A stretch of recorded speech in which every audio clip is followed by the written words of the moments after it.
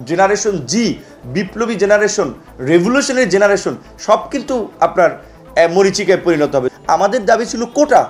এখন আমরা DC office আমরা চালাবো, এসপি অফিস আমরা চালাবো, সচিবালয়ে বসে ডিসি নিয়োগ আমরা দেবো, এসপি নিয়োগ আমরা দেবো, সচিব নিয়োগ আমরা দেবো। এটা বোধহয় অতি বাড়াবাড়ি এবং এটা অনাকাঙ্ক্ষিত একটা পরিস্থিতি তৈরি করবে, যেটা কারোই কাম্য না। কারণ এখন অনেক মনে হয় কাঁচা টাকা দুই এক জায়গায় পাচ্ছে, থাবা দিচ্ছে, সেখান থেকে কিছু টাকা পয়সার ছেলে পেলে স্টার কাবাবে খাচ্ছে, কিংবা ধরুন অমুক জায়গায় 2,000-5,000 টাকা দিচ্ছে।